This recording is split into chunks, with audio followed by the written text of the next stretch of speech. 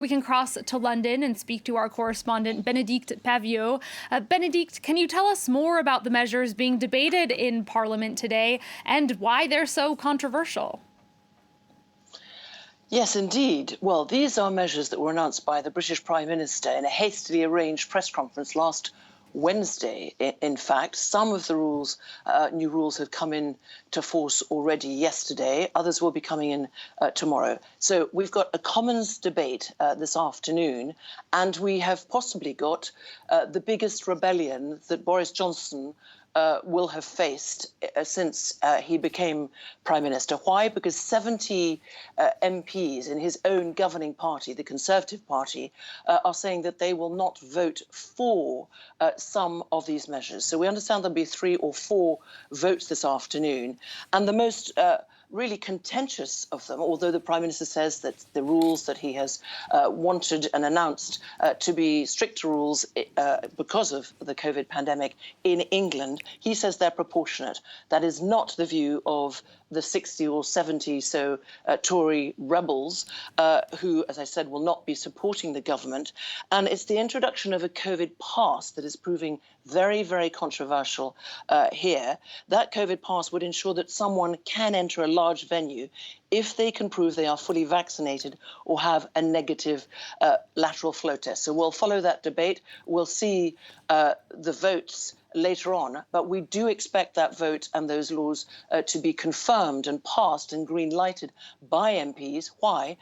Thanks to, in fact, the votes of the main opposition party, the Labour Party, a very uncomfortable situation for the Prime Minister Boris Johnson, if that indeed is the case later today.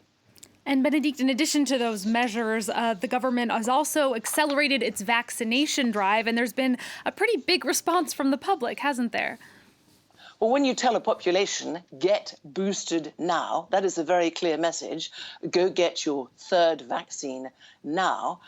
You'll expect people probably, and that has been the case here, of real adherence to getting vaccination, to hit the phones, get online, and that's exactly what people did within hours of the announcement and the address to the nation on Sunday evening of Boris Johnson.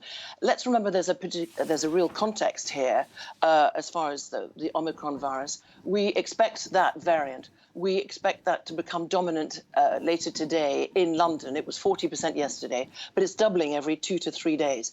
It is said to become dominant across the United Kingdom in the next few days. 54,661 new coronavirus cases were reported on Monday, 38 deaths within 28 days of a positive test, and more Omicron cases. So that is a source of concern. Problems with getting masks, which you can get free. That website was crashing and people were having difficulty. And in fact, the website temporarily was suspended due to the high demand. Long queues across England yesterday, ranging from 1 hour to 5 hours, whether people had booked already successfully or were going to what are called in walk-in centres. So pharmacists, GPs, and the National Health Service are under huge pressure to deliver the 1 million jabs a day if the Prime Minister is to get his wish and to get all adults, all people aged over 18 vaccinated with that booster before the 31st of December. All right, Bénédicte Paviot, thank you very much for that update from London. You'll, of course, be following that debate in the Commons for us throughout the day.